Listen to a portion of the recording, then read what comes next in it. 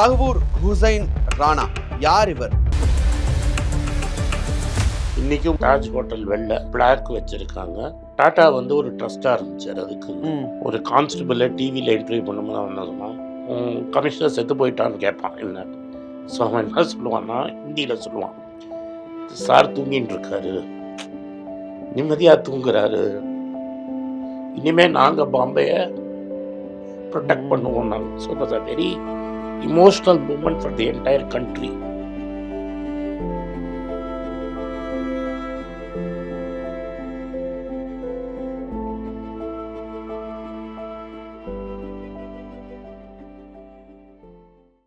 வணக்கம். தகவூர் ஹுசைன் ராணா யார் இவர்? அவரை அமெரிக்கால இருந்து இங்க டீடைன் பண்ணி கூட்டிட்டு வந்ததுக்கு ஏன் எல்லாரும் அவர் மேல கவனம் செலுத்துறோம்? அவர் என்ன பண்ணினார்? மும்பை அட்டாக்குக்கும் அவருக்கும் என்ன தொடர்பு? மும்பை அட்டாக்ல என்ன நடந்தது? இந்த மாதிரியான விஷயங்கள்லாம் இருக்கு. என்னங்கிறத நம்ம ஆனந்த் சார்ட்ட கேட்டு தெரிஞ்சுக்கலாம். வணக்கம் சார். வணக்கம் சார், 2008 மும்பை அட்டாக் என்ன நடந்தது? அது என்ன ஒரு ரொம்ப சேட் டே. இந்தியாவுக்கே துரோகம் நடந்த நாள் அது. ஒரு சீரீஸ் ஆஃப் மிஸ்டெப்ஸில் என்ன பண்ணாங்கன்னா, கராச்சியில் போர்ட்டில் ஒரு 7-8 பேர் ஏறி கப்பல் வழியாக பாம்பேக்கு வந்துட்டாங்க. ஸோ நம்ம கோஸ்டல் கார்டு ஸ்லிப் த்ரூ பண்ணி நம்ம வந்து எப்போதுமே பாகிஸ்தான் வந்து பஞ்சாப் காஷ்மீர் வழியாக வருவாங்கன்னு தான் நம்ம நம்பினோம். கடல் வழியாக தாக்குதல் பண்ணுவாங்கன்னு நான் நம்பலை. அதில் வந்து ஒரு போட்டில், தோனியில், அந்த போட்டில் ஏறி வந்துட்டாங்க. வந்துட்டு பாம்பேயில் இறங்கிட்டாங்க. அவங்க இறங்கியிருக்காங்கிறது நம்மளுக்கு தெரிஞ்சதே வந்து அவங்க 7-8 இடத்துல அட்டாக் பண்ணது. ரயில்வே ஸ்டேஷன் அட்டாக் பண்ணி தான் அஜ்மல் கசபை பிடிச்சாங்க. நம்மளோட பெரிய ஐபிஎஸ் ஆஃபீஸர்ஸே 3-4 பேர் செத்து போனாங்க அன்றைக்கி. தட் இஸ் நம்ம ஆஃபீஸர்ஸே முன்னாடி போய் நின்று சண்டை போட்டு செத்தாங்க. ஒரு டாம்லே, அப்படி துக்காராம் டாம்லேன்னு ஒரு கான்ஸ்டபிள் வெறும் ஒரு குச்சியை வச்சுக்கிட்டு இந்த அஜ்மல் கசப் மேலே விழுந்து சண்டை போட்டு அவரை அரெஸ்ட் பண்ணார். அவரோட உயிரோடு பிடிச்சாங்க. அதில் அவரே செத்துட்டார். பட் இதெல்லாம் நம்ம அன்றைக்கி பண்ணதில் 160 பேருக்கு மேலே செத்துட்டாங்க. Oberoi hotel, Taj palace hotel, இதெல்லாம் வந்து அட்டாக் பண்ணப்பட்டது. தாஜ் பேலஸை வந்து 3 நாளைக்கு அவங்க அண்ட் ஓப்ராயை 3 நாளைக்கு உள்ளே இருந்து டெரரிஸ்ட் வெளிலேன்னு சண்டை போட்டுருந்தாங்க. நம்மளோட national security cards crack team வந்து உள்ளே போய் ஃப்ளோராக அதை பிடிச்சாங்க. அதில் தான் ரீசெண்டாக ஒரு படம் கூட வந்தது, மேஜர் சந்தீப் உன்னிகிருஷ்ணன்கிறவர், அதில் அவர் உயிர் தியாகம் பண்ணார். இது மாதிரி நடந்து சந்தீப் உன்னிகிருஷ்ணன், 2-3 ஐபிஎஸ் ஆஃபீஸர்ஸ் அவங்கெல்லாம் செத்து சிட்டியை ப்ரொடெக்ட் பண்ணாங்க மேக்ஸிமம். ஸோ எக்ஸப்ட் அஜ்மல் கசப், மற்ற எல்லா டெரரிஸ்டையும் சுட்டே கொண்டுட்டாங்க. இந்த அஜ்மல் கசப் மாட்டினதுனால யார் பண்ணாங்க, எந்த ஊர், எப்படிங்கிற ஃபுல் டீட்டெயில்ஸ் வெளில வந்தது. அஜ்மல் கசப் வந்து லஷ்கரே தாய்பா அப்படிங்கிற ஒரு எல்இடி அப்படிங்கிற ஒரு ஆர்கனைசேஷனில் டெரரிஸ்ட் மெம்பராக இருந்தார். இது ப்ரொஃபஸர் சயீதுன்னு ஒருத்தர் நடத்துறது. அவங்க மூலமாக பிளான் பண்ணி வந்திருக்கு. சிவராஜ் பாட்டில்னு ஒரு ஹோம் மினிஸ்டர் இருந்தார். நான் பர்ஃபார்மன்ஸுக்கு அவரை உடனே மாற்றிட்டு பி சிதம்பரமை வந்து ஹோம் மினிஸ்ட்ரியிலேருந்து ஃபைனான்ஸ் மினிஸ்ட்ரிக்கு மாற்றினாங்க. ஸோ பி சிதம்பரம் ஃபைனான்ஸ்லேருந்து ஹோம் மினிஸ்டர் ஆகி அதை தரவாக இன்வெஸ்டிகேட் பண்ணதில் என்ன பிளாட்டு, எப்படி அவங்க பாகிஸ்தானோட கம்யூனிகேட் பண்ணாங்க, என்ன ரேடியோ இருந்தது, அந்த தோனியை பிடிச்சி அந்த ரேடியோ எந்த ஊர்லேருந்து வந்தது, கம்ப்ளீட்டாக கராச்சியில் எந்த இடத்துல வாங்கினாங்க வரைக்கும் லிங்க் பண்ணி அமெரிக்கன் ஹெல்ப்போட அப்போலேருந்தே பண்ண ஆரம்பிச்சிட்டாங்க. அப்போ கண்டுபிடிச்சது என்னென்னா, பாகிஸ்தான் என்ன பண்ணியிருக்காங்கன்னா, அவங்களோட ஆர்மி ஆஃபீஸர்ஸ் இருக்காங்க, அவங்க வந்து ரிட்டையர் ஆன அப்புறம் கனடாவுக்கு மைக்ரேட் பண்ணுறது ஈஸி. கொத்தொத்தரையாக கனடாவில் மைக்ரேட் பண்ணி அங்கே அப்படியே இன்னசென்ட் சிட்டிசன் மாதிரி இருந்து அங்கே ஒரு நெட்வொர்க் பில்டு பண்ணாங்க. சரி, இப்போ அமெரிக்கால இருந்து இந்தியாவுக்கு கூட்டிட்டு வந்திருக்கக்கூடிய இந்த தகவூர் ஹுசைன் ராணா அவர் யாரு? அவர் வந்து ஒரு பாகிஸ்தானி பிரஜை. 10th அவங்க அப்பா லாகூர் பக்கத்தில் ஒரு ஸ்கூலில் வந்து ஸ்கூல் பிரின்சிபலாக இருக்கார். பாகிஸ்தானி எஸ்டாப்ளிஷ்மெண்ட்னாலே, பஞ்சாபி பாகிஸ்தானி எஸ்டாப்ளிஷ்மெண்ட்னாலே ஆர்மியில் இருப்பாங்க. இவர் கேடட் ஸ்கூலில் படித்து ஆர்மி ஆஃபீஸர் ஆகி, ஆர்மி செலவில் டாக்டர் படித்து, ஆர்மியில் பல வருஷம் ஒர்க் பண்ணி, அஃபிஷியலாக ஆர்மியில் ரிட்டையர் ஆன மாதிரி ட்ராமா போட்டுட்டு, இன்னொரு டாக்டரை கல்யாணம் பண்ணிக்கிட்டு கனடாவுக்கு மைக்ரேட் பண்ணாங்க. கனடா மைக்ரேட் பண்ணி அங்கேருந்து சிகாகோ அப்படின்னு அமெரிக்காவில் ஒரு ஊரில் வந்து செட்டில் ஆகி, அங்கே வந்து 2-3 பிஸ்னஸ் பண்ணுறாரு. ஒன்று அவங்க ஒய்ஃப் டாக்டராக இருக்காங்க. இவர் வந்து ஹலால் ஸ்லாட்டர் ஹவுஸ், எல்லா அனிமல்ஸையும் வந்து இஸ்லாமிய வழியில் ஹலால். ஹலால் பண்ணி பல கடைக்கு சப்ளை பண்ணுற பிஸ்னஸ்ஸு. அப்புறம் கனடாவுக்கு மைக்ரேட் பண்ணுறதுக்கு ஹெல்ப் பண்ணுறதுக்காக ஒரு இமிக்ரேஷன் சர்வீஸ் கம்பெனி, இது மாதிரி பல பிஸ்னஸஸை வந்து ஸ்மோக் ஸ்க்ரீன் மாதிரி செட் பண்ணுறாரு. இந்த டேவிட் ஹெட்லின்னு ஒருத்தர் இருக்கான்ல, அவனும் இவரும் அந்த பாகிஸ்தானி ஆர்மி ஸ்கூலில் ஸ்டூடெண்ட்டு. ஓகே, டேவிட் ஹெட்லிங்கிறவர் தான் இந்த பிளாட்டை போட்டு கொடுத்தவர். இவங்க 2 பேருமே, அவனும் இந்த பாகிஸ்தானி ஆர்மி ஸ்கூலில் படித்தான். ஏன்னா டேவிட் ஹெட்லியோட அப்பா பாகிஸ்தானி, அம்மா அமெரிக்கன். ஸோ இவங்க டைவர்ஸ் ஆகி அம்மா வந்து அமெரிக்கா போயிடுறாங்க, ஃபிலடெல்ஃபியாவில் இருக்காங்க. ஓகே. இவர் என்ன பண்ணுறாரு, அப்பாவோட இங்கேருந்து, அவர் பேர் கிலானின்னு நினைக்கிறேன், பாகிஸ்தானில் முஸ்லிம் நேம் கிலானி. அவங்க அப்பா ஒரு பாகிஸ்தானி டிப்ளமேட்டு. இவன் ஆர்மி ஸ்கூலில் படிக்கிறான். அப்போ இவங்க 2 பேரும் கிளாஸ்மேட்டு. அதுக்கப்புறம் அவனை பிரெயின் வாஷ் பண்ணி ஓகே, அவனை அமெரிக்காவுக்கு அனுப்பிச்சிடுறாங்க, இந்த பாகிஸ்தான் ஐஎஸ்ஐ. அவன் போய் ரொம்ப நல்லவன் மாதிரி அங்கே வந்து அமெரிக்கன் ஆகி அம்மா பேர் எடுத்துக்கிறான், டேவிட் ஹெட்லின்னு. ஸோ இந்த பழைய பாஸ்ட்டை மறைச்சிட்றான். ஓகே. அவன் பாகிஸ்தான் கனெக்ஷனே மறைச்சு அவனுக்கு இந்தியாவுக்கு வரத்துக்கு விசா எடுத்து கொடுத்து டாக்குமெண்ட்டை ஃபால்சிஃபை பண்ணது தௌர் ஹுசைன் ராணா. அவருடைய அந்த கன்சல்டன்சி மூலமாக 2 அட்டாக் பண்ணா. ஒரு டானிஷ் நியூஸ் பேப்பர் வந்து ப்ராஃபெட் முகமதோட இமேஜை போட்டாங்க. அது மாதிரி போடக்கூடாது, நார்மலாக ப்ராஃபெட்டோட இமேஜ் எங்கேயுமே இருக்காது. அதனால் இஸ்லாமியர்கள் கொந்தளிச்சுன்னு இருந்தாங்க, கோவத்தில் இருந்தாங்க. அதனால் அந்த ஸ்மோக் ஸ்க்ரீனில் அந்த பேப்பர் மேலே இவங்க வந்து ஒரு டெரரிஸ்ட் அட்டாக் பிளான் பண்ணுறாங்க. அது ஃபெயில் ஆகிடுது. அந்த காப்பன் ஹேகன் போகிறது, அதுக்கும் இவன் தான் ஹெல்ப் பண்ணுறான், தௌர் ராணா தான் போய் ரெக்கி பண்ணி எந்தெந்த ஊரில் என்ன பண்ணுறதுன்னு. ஆனால் பாகிஸ்தானால் அதை எக்ஸிக்யூட் பண்ண முடியல. இந்த தௌர் ராணாவே இந்தியாவுக்கு வரான். அவன் தான் ஹெட்லிக்கு விசா வாங்கி கொடுக்குறான். அவனோட பழைய பாகிஸ்தானி பாஸ்ட்டை மறைச்சு விசா வாங்கி கொடுக்குறான். இதுக்கு முன்னாடியே டேவிட் ஹெட்லி வந்து பல வாட்டி ட்ரக்ஸு ஸ்மகிள் பண்ணி மாட்டிக்கிறான். ஓகே. ஸோ அங்கே இருக்கிற ஆன்டி ட்ரக் என்ஃபோர்ஸ்மெண்ட்டை அவன் மேலே கேஸ் போடுவான். ஆனால் அவன் எப்படின்னா ஒரு வாட்டி மாட்டினா கன்ஃபஸ் பண்ணிவிடுவான். ஓகே. ஸோ அவன் டபுள் ஏஜெண்ட்டாக மாறிடுறான். அமெரிக்கன் ட்ரக் ஏஜென்ட்டுக்கும் டபுள் ஸ்பையாக இருந்தான் இந்த டேவிட் ஹெட்லி. அப்போ வந்து என்ன ஆகுதுன்னா, இந்தியாவில் வந்து எல்லா இடத்தையும் ரெக்கி பண்ணி ஜிம்மில் இருந்து இந்த தௌர் ராணா பிஸ்னஸுக்கு ஒரு லோக்கல் கம்பெனி இந்தியாவிலே ஆரம்பித்து அதுக்கு வந்து நிறைய பேரை சுற்றுறான். இன்ஃபேக்ட் அப்போ மகேஷ் பட்டோட பையனெல்லாம் பார்த்து அவனோட சேர்ந்து எக்ஸசைஸ் பண்ணி அதெல்லாம் பண்ணி அவன் நல்ல சொசைட்டியில் பண்ணி இந்த எல்லா லியோபால் கேஃபே, இந்த தாஜ்மஹாலில் இவங்க 2 பேரும் தங்குறாங்க. யார், ஹெட்லியும் தௌர் ராணாவும். மும்பையில் இருக்கக்கூடிய தாஜ்மஹால் ஹோட்டலில். ஆமாம், பேலஸ் அண்ட் டவர்ஸில், நியூ விங்கில்.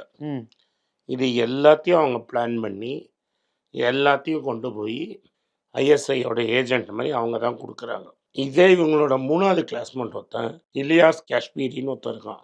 அந்த இலியாஸ் காஷ்மீரி வந்து பழைய பாகிஸ்தான் ஆர்மியிலேருந்து வெளில போய் இப்போ ஒரு மிலிட்டன்ட் கமாண்டராக இருக்கிறான். ஸோ இவங்க எல்லாம் லிங்க்டு. ஸோ இவங்க வந்து இன்புட் கொடுக்கறத வச்சு தான் கராச்சியிலேருந்து இவங்களை கண்ட்ரோல் பண்ணுறாங்க. டீட்டெயில்டாக மேப்பு, எப்படி பாம்பேக்குள்ளே போகணும், எந்தெந்த அட்டாக்கு, எந்த ரோடால் எப்படி போகணும், இதெல்லாம் அவங்களுக்கு லேண்ட் ஆனவங்களுக்கு கரெக்டாக எல்லா இடத்துக்கும் போகிற மாதிரி பிளான் பண்ணி கொடுத்தது இவங்க 2 பேரும். சிகாகோ ஓஹாரா ஏர்போர்ட்டில் இவங்க 2 பேரையும் அரெஸ்ட் பண்ணுறாங்க. இந்த டேவிட் ஹெட்லி என்னன்னா ஆஸ் யூஷுவல் எனக்கு உயிர் பிச்சை போட்டுடுங்க, நான் உண்மையாக பேசுகிறேன், நீ இவனுக்கு அகேன்ஸ்டாக எல்லா உண்மையும் சொல்லிடுறான். ஸோ அப்போ ஒரு ஸ்ட்ராட்டஜிக்காக இந்தியன் கவர்மெண்ட் அப்போலேருந்து பேசி இவனை பின்னாடி இந்தியாவுக்கு கொண்டு வரணும்னு பிளான் பண்ணி அந்த கேஸுக்கு மேலே எவிடன்ஸ் கொடுக்காம ம். மும்பை கேஸுக்கு இந்த கேஸு இவனுக்கு நாட் இனஃப் எவிடன்ஸ்னு விட்டுட்டு வெறும் அந்த டேனிஷ் கேஸில் மட்டும் 14 இயர்ஸ் சென்டென்ஸ் கொடுக்குறாங்க. இவன் 2027 வரைக்கும் ஜெயிலில் இருக்கணும். 2020 கோவிட்-19 இவர் வெளில வராரு. கோவிட்டில் வெளில வந்தோடனே இந்தியா எக்ஸ்ட்ரடேஷன் ரிக்வஸ்ட் கொடுத்து ப்ரெஷர் கொடுத்து இவனை கூட்டு வந்துடுறாங்க. ஆனால் அமெரிக்கா என்ன சொல்லுதுன்னா டேவிட் ஹெட்லியை வந்து நம்ம ஒத்துக்கிறோம். இது மாதிரி டேவிட் ஹெட்லியை வந்து 2020 நாங்கள் டேவிட் ஹெட்லியை கேட்க மாட்டோம், ம். நீங்கள் அட்லீஸ்ட் இவராது கொடுங்கன்னு. ம். டேவிட் ஹெட்லி வந்து ஒரு அமெரிக்கன், அவனை பிடிச்சாங்கன்னு வைங்க, அமெரிக்கன் ஏஜென்சிக்கு இது முன்னாடியே தெரியுமா, ஓகே. அவங்க கோல் விட்டாங்களான்னு நம்ம நியூஸ் வந்துடும்னு ம். அதை நம்மகிட்ட கொடுக்காம அமுக்கிட்டு இவனை வந்து ஒரு பான், ஒரு ம். ஃபுட் சோல்ஜரை நம்மளுக்கு சாக்ரிஃபைஸ் பண்ணுற மாதிரி சாக்ரிஃபைஸ் பண்ணுறாங்க. இது நம்ம ஊரில் ரொம்ப சக்ஸஸ்ஃபுல்லாக ரொம்ப நாளாக நடந்துட்டுருக்கு. 1993 ம். இன்றைக்கி முக்கால்வாசி பேர் பார்க்குறவங்க இருக்க மாட்டாங்க. ஒரு பாம்பே பிளாஸ்ட் நடக்குது. அந்த பாம்பே பிளாஸ்டில் இருந்த ஒரு ஆளை வந்து நம்ம அபு சலேம் சலேம் போர்ச்சுகலில் ஒளிஞ்சுட்டு இருந்தார். அது வந்து தாவூத் இப்ராஹிம் அந்த டைமு அவன் வந்து போய் போர்ச்சுகலில் ஒளிஞ்சுன்னு இருக்கிறான். போர்ச்சுகல்கிட்ட பேசி 2001-2 நம்ம கூட்டு வந்து இன்றைக்கும் ஜெயிலில் இருக்கான்.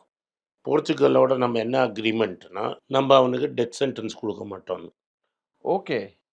ஏன்னா போர்ச்சுகலில் டெத் சென்டென்ஸ் கிடையாது, ம். யூரோப் யூனியனில் கிடையாது. ஸோ அங்கே எந்த கிரைமுக்கும் கொடுக்க முடியாது. எங்கள் ஊரில் ட்ரை பண்ணால் டெத் சென்டென்ஸ் இல்லாதனால நீங்கள் வந்து கவர்மெண்ட்டு வந்து டெத் சென்டென்ஸ் கொடுக்க மாட்டோன்னு கமிட் பண்ணி உள்ளே கூப்பிட்டு வந்து 93 என்ன ஃபுல்லாக நடந்தது அப்படின்னு ஃபுல்லாக இன்வெஸ்டிகேட் பண்ணி அவன் லைஃப் இன் ஜெயில் இருக்கான். அவனுக்கு ஒரு கேர்ள் ஃப்ரெண்டு வந்து இந்த ஹிந்தி சினிமா இண்டஸ்ட்ரியிலேன்னு ஒத்தி, அவள் பேர் மோனிகா பேடின்னு பேர். ம். அவள் தான் அவனுக்கு கேர்ள் ஃப்ரெண்டு. இந்த தாவூது இவங்க எல்லாருக்கும் பாலிவுட் சினிமாவுக்கும் க்ளோஸ் கனெக்ஷன் இருக்கும். அதில் தான் சஞ்சய் தத். அதனால தான் சஞ்சய் தட்டும் மாட்டினான். ஓகே. அவர் வீட்டில் AK-47 வச்சிருந்தாருன்றது கேஸ். அதை உருக்கி என்னெல்லாமோ பண்ணி மாட்டிக்கிட்டான். ஸோ இந்த சஞ்சய் தட்டு பல ஹிந்தி ஆக்டருக்கும் அண்டர்வேர்ல்டு கல்ஃபுக்கும் இந்த 93 முன்னாடி நிறைய சம்பந்தம் இருந்தது. அதுதான் நம்மளுக்கு ஃபஸ்ட்டு பெரிய சக்ஸஸ். ஓகே. ஸோ அது வந்து இப்போ இதில் வந்திருக்கு. அது அதே மாதிரி மாதிரி 2-3 பேர் வந்திருக்காங்க, ஓகே. பிடிச்சுன்னு வந்திருக்கோம். ஸோ அதில் இது ஹை ப்ரொஃபைலாக அவனோட சென்டென்ஸ் முடிஞ்சு வெளில வந்தோடனே ம். நம்ம அமெரிக்காவோட டீல் போட்டு சரி நாங்கள் ஹெட்டி கேட்கல, ஆ.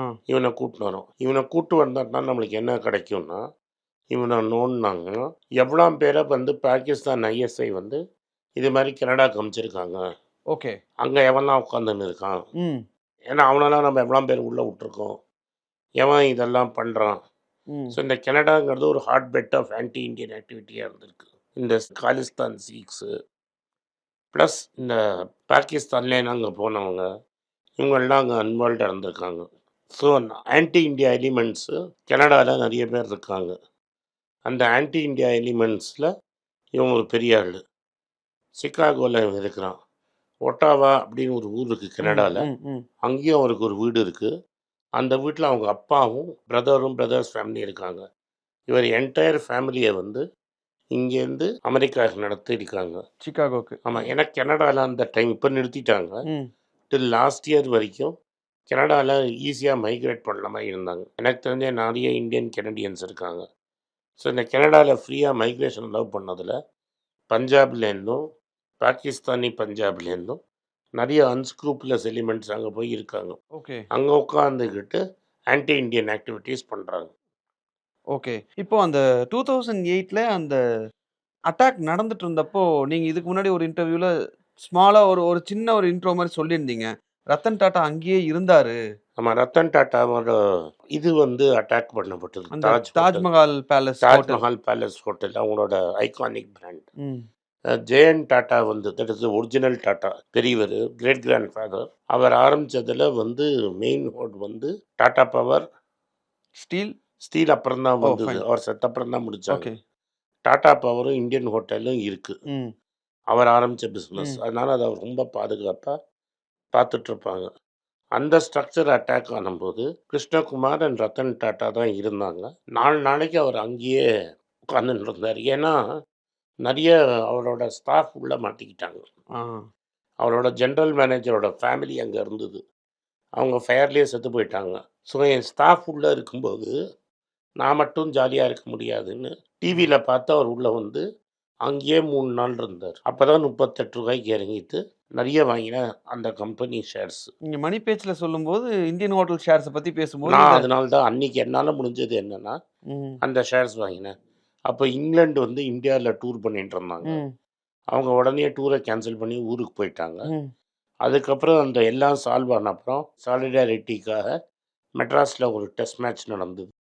இங்கிலாந்து வந்து மெட்ராஸில் ஒரு டெஸ்ட் மேட்ச் ஆடினாங்க.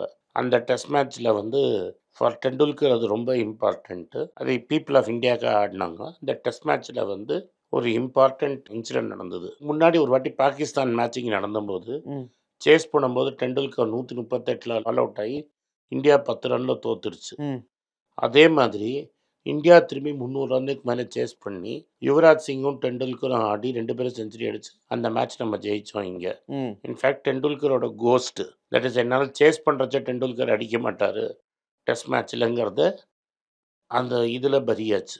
இன்றைக்கும் மும்பையோட தாஜ் ஹோட்டல் வெளில அந்த செத்து போனவங்கள பற்றி எல்லாம் ஒரு டீட்டெயில்டாக பிளாக் வச்சுருக்காங்க. ஒபாமா கூட போய் அங்கே மரியாதை செலுத்தினார். டாட்டா வந்து ஒரு ட்ரஸ்ட்டாக ஆரம்பித்தார் அதுக்குன்னு. ம். நாட் ஒன்லி தாஜில் செத்து போனவங்க மட்டும் இல்லை, அந்த ஆக்சிடெண்ட்டில் செத்து போன எல்லா ஃபேமிலிஸும் பார்த்து அவங்க படிப்புக்கு எல்லாத்துக்கும் பணம் கொடுத்தாரு.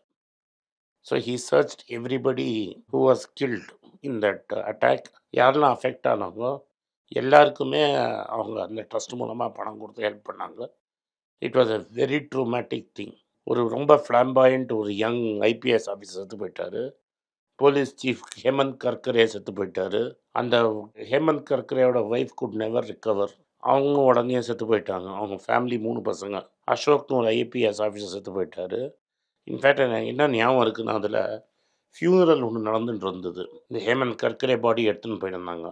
ஒரு கான்ஸ்டபிளை டிவியில் இன்டர்வியூ பண்ணும்போது அவன் என்ன சொன்னான், கமிஷனர் செத்து போயிட்டான்னு கேட்பான் என்ன. ஸோ அவன் என்ன சொல்லுவான்னா, ஹிந்தியில் சொல்லுவான், சார் தூங்கின்னு இருக்காரு, நிம்மதியாக தூங்குறாரு, இனிமேல் நாங்கள் பாம்பேயை ப்ரொடெக்ட் பண்ணுவோம் நாங்கள். So it was a very emotional moment for the entire country. அதை வந்து after nearly 17 years we have managed to bring him here and டெஃபினட்டாக கன்விக்ட் பண்ணோம். அந்த செத்துப்போன கான்ஸ்டபிளோட பிரதர் நேற்று என்ன சொல்லியிருக்காருன்னா, இவனுக்கு டெத் சென்டென்ஸ் கொடுக்கணும்னு. என்ன தான் நம்ம சொன்னாலும் நம்ம ஊருக்கும் மற்ற ஸ்டேட்டுக்கு சைனா மாதிரி ஊருக்கெலாம் என்ன வித்தியாசம்னா, there be a due process of law. Already ஒரு வாட்டி கேஸ் நடந்து இன் அப்ஸ்டென்ஷியா, தட் இஸ் அவங்க இல்லாத போதே அவங்க ட்ரை பண்ணி ஜட்ஜ்மெண்ட் கொடுத்தாலும் இது ஃபஸ்ட்டுலேருந்து திரும்பி கேஸை நடத்தி at every stage there will be a ஒரு ordinary court, district court, high court, supreme court வரைக்கும் போய் அவனுக்குன்னு ஒரு லாயர் கொடுத்து, இன்றைக்கும் அவனுக்குன்னு ஒரு லாயர் நேற்று அப்பியர் ஆனார். அதுதான் இந்தியன் டெமோக்ரஸி. ஒரு லாயர் அப்பியர் ஆகி என்ஐஏக்கா ஒரு லாயர், பாம்பே லீகல் சர்வீஸ்லேருந்து அவருக்கு ஒரு லாயர் அப்பியர் ஆகி, அதுக்கப்புறம் தான் என்ஐஏக்கு 18 days கஸ்டடி கொடுத்துருக்காங்க. இந்த 20 நாளில் அவரை எல்லா ஊருக்கும் கூட்டின்னு போய் எந்தெந்த ஊரில் என்னென்ன பண்ணாருங்கிற டீட்டெயில்ஸு தெரியும். Right sir. ஸோ என்ன நடந்தது எது நடந்ததுங்கிறத ரொம்ப கிளியராக சொன்னீங்க. இது ஒரு ஒரு எமோஷ்னலான வெரி எமோஷ்னல். அந்த நாட்களை நம்ம மறந்துடணுமே நம்ம நினைப்போம். பட் இது ரொம்ப இம்பார்ட்டண்ட். ஏன்னா நம்ம வந்து எந்த இடத்துல வனரபிள், அதை எப்படி பிடிக்கணும், இனிமே 300 வாட்டி நடக்கூடாதுன்னா இவங்க என்ன கனெக்ஷன் வச்சுருந்தாங்க அப்படிங்கிறத கிளியராக நம்ம தெரிஞ்சுக்கணும். Right sir. இது இவ்வளோ ரொம்ப எமோஷ்னலான ஒரு விஷயத்த எல்லாருக்கும் புரிகிற மாதிரி நீங்கள் சொன்னீங்க. உங்களுடைய நேரத்துக்கு நன்றி. நன்றி, வணக்கம். எனக்கு ஒரு விஷயத்தை அட்டென்ஷனுக்கு கொண்டு வந்திருக்காங்க. என்னோட ஏஐ ஜென்ரேட்டட் இமேஜை பார்த்து யாரோ ட்ரேடிங்க்கு பணம் கொடுத்து ஏமாந்துருக்காங்க. ப்ளீஸ், உங்களுக்கு நான் பல தடவை சொல்லிட்டேன், இப்பவும் சொல்கிறேன், நான் யார்கிட்டையும் பணம் டைரெக்டாக வாங்குறது இல்லை, அப்பாயின்மெண்ட் பார்க்குறதே கிடையாது. அதனால் என்னை பார்க்கலான்னு யாராவது காசு கேட்டாங்கன்னா இல்லைன்னு சொல்லிவிடு. அடுத்தது ஒரு இமெயில் ஐடி இருக்குது, அதில் போட்டால் எங்கள் டீம் கான்டாக்ட் பண்ணுவாங்க. அது டைம் ஆகுதுன்னா வினோதோட இன்ஸ்டாகிராம் அக்கௌண்ட்டில் வினோத்தை மெசேஜ் பண்ணுங்கள். அவன் என் தம்பி. அதுலேயும் அவன் காசு கேட்க மாட்டான். காசு கேட்குறாங்கன்னா ஏமாறுறீங்க. யார் என்ன சொன்னாலும் கம்பெனிக்கு செபி அல்லது ஐஆர்டிஏ அல்லது ஆர்பிஐ ரெஜிஸ்ட்ரேஷன் இருக்கணும். இந்த 3 ரெஜிஸ்ட்ரேஷன் ஏதாவது இருந்தால் தான் உங்களோட பணத்தை நீங்கள் கொடுக்கணும். நீங்கள் இன்கேஸ் ஆஃப் இன்சூரன்ஸ் டைரெக்டாக இன்சூரன்ஸ் கம்பெனிக்கு தான் கொடுக்கணும். இன்கேஸ் ஆஃப் ட்ரேடிங் நீங்களே புரோக்கர்கிட்ட போட்டு ட்ரேட் பண்ணணும். மியூச்சுவல் ஃபண்டும் கம்பெனிக்கு தான் கொடுக்கணும். த்ரூ எக்ஸ்சேஞ்சு நீங்கள் வாங்கிக்கலாம். இதெல்லாம் எதுக்கு நான் உங்களுக்கு சொல்கிறேன்னா, யாரையாவது சொல்கிறாங்கன்னு நம்பி ஏமாறாதீங்க. உங்களுக்காக நான் ட்ரேட் பண்ண முடியாது, அது இல்லீகல். நான் ட்ரேடும் பண்ணுறது கிடையாது.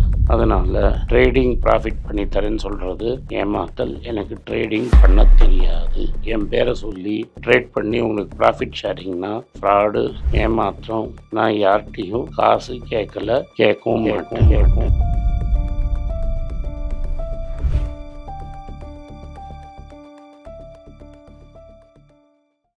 வணக்கம், இது ஆனந்த் ஸ்ரீனிவாசன். இது என்னோட பர்சனல் சேனல்.